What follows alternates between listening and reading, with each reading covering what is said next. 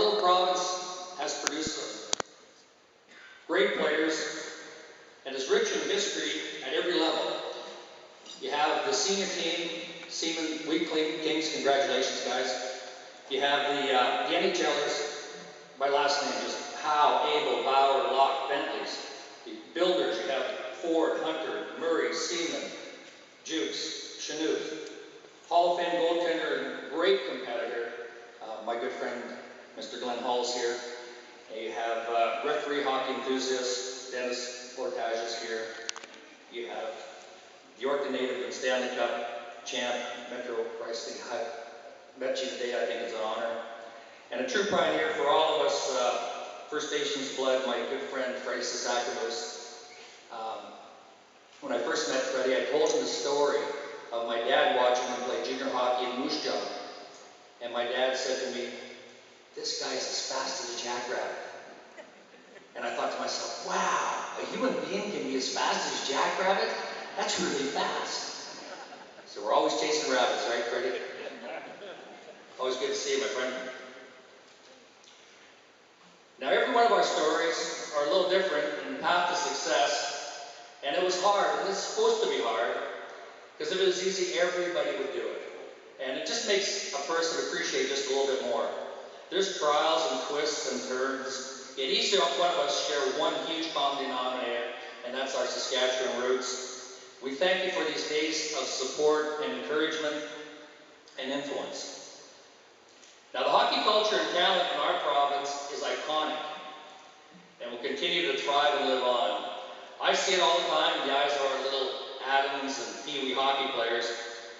They're like little sponges with their big eyes and big ears, and they want to try to soak up as much as they possibly can, everything that we'll teach them. And I have great fun going around the province and doing hockey clinics and hockey camps, instructing and coaching the little guys. And I was with this group of 8 and 10-year-olds.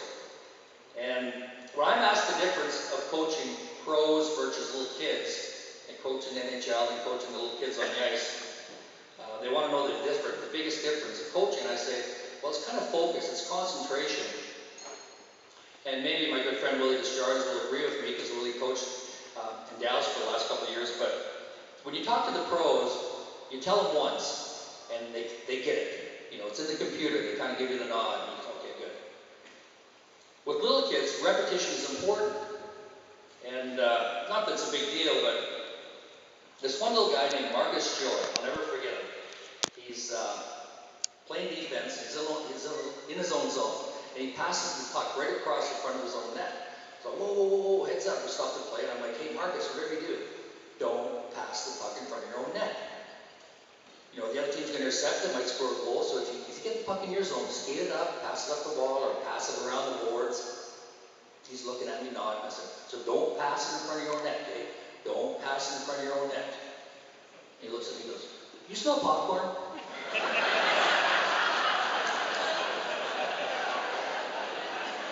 So another time,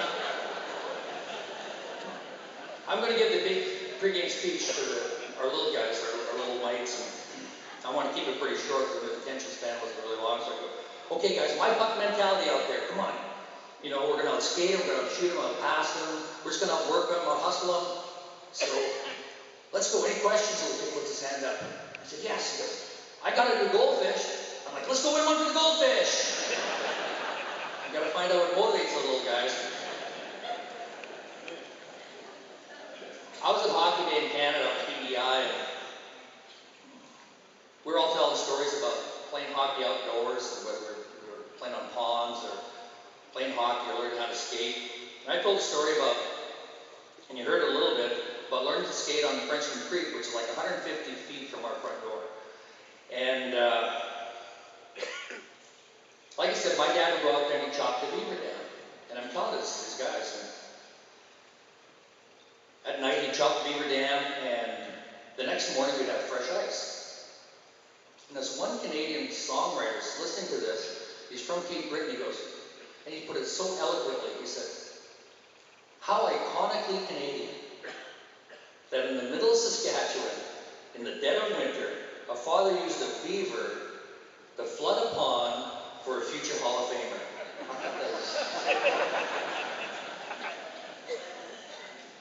When I talk about twists and turns, my hockey career may have taken a really tough turn, and it was all, if not all, for one guy, and that's Tiger Williams.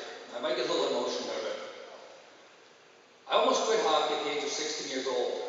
I was playing here at Swiftcurrent, and at Christmas time, I was so homesick anyway. But I go home, and I'm small. I'm 5'6", 165 pounds. I'm playing against these 20-year-old monsters, like 6'3", and I'm getting ragged, all beat up. I lost my 2 front teeth, and you know, I get home for Christmas, and Mom makes all my favorite stuff, like turkey, mashed potatoes, gravy, and I'm thinking, oh man, I don't know if I want to go back. But we have a game on Boxing Day, and the phone rings, and I'm kind of like wavering a little bit. Dad said, oh, you better get going. You better get going. Oh, I'm not sure. Now it's too late, and Stan Dunn calls the house, and he goes, are you coming? We'll wait for you. I'm like, oh, I'm not sure, Stan. And okay, I practice more at 10 o'clock, so I'm thinking, all right, now the coach knows, Dad kind of knows, I'll stay here, I'll go to school, you know, everything will be okay.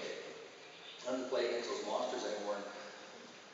The next morning, 6:30, 4 to 7, boom, knocking the door, and my mom opens it. Hey, Tiger, what are you doing here? Hi, Mary, what's for breakfast? And, oh, what do you want? Oh, a couple eggs or whatever. And I get up, I'm like, what are you doing here, Tiger?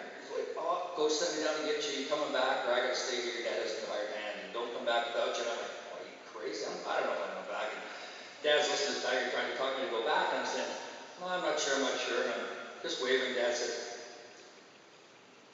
maybe you should go back. You can always come home. And maybe as a 16-year-old, that's kind of what I needed to hear.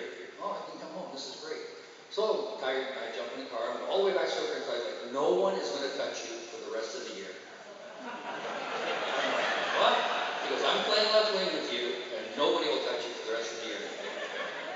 So, you know, I like to bump guys.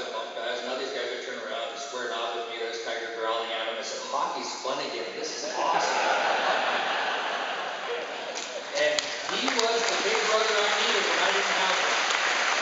But I know no one who has a bigger heart and who has been a better friend and a big brother to me when I needed one most than Tiger Williams. Tiger, you, brother, are the best of the best. So thank you for always being there, Tiger. And there's a few other people who deserve some thank yous, and obviously the first and foremost is the Saskatchewan Hockey Hall of Fame Committee, who understand the thrill of competing, the joys of winning, the heartbreak of losing, and the pursuit of a dream. Thank you. To the sponsors and volunteers who understand the need for financing and tireless energy, to Kelly, Al, Saskatchewan Hockey Association, we appreciate all you do for youth hockey and the programs and everything you do in the province. To Jared Schaefer, where are you, Jared? You know, you were the post guy. You were the guy that kind of directed us through your tickets and organizing family, and you were emailing, phone calls, and we thank you. That was you showed professionalism, courtesy, and I really appreciate that. We all do. Thank you. My friends of many years, and somehow they're always in the background, not looking for any thank yous, but Don and Marilyn Sakash, forever grateful. What you guys have done for us is just fantastic. To our parents, some of them aren't alive anymore, but thank you isn't a big enough word, so we always add the 2 extra words.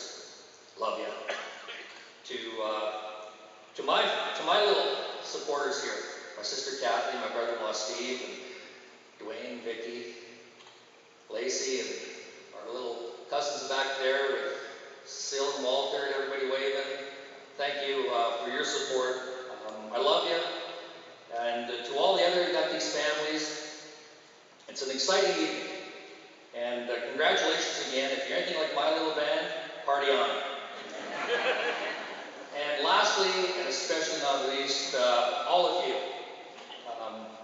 You made this evening much more enjoyable for us with your presence.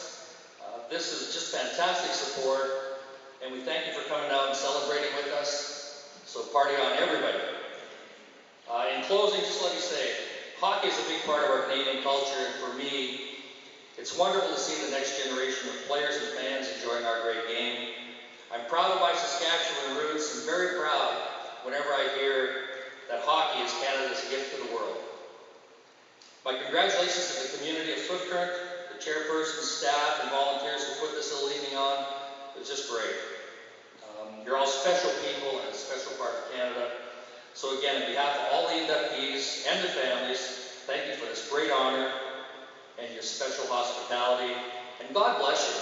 I mean, we will never forget you. And thank you so much for remembering us. With each passing year, it's more fun to reminisce. We love you people.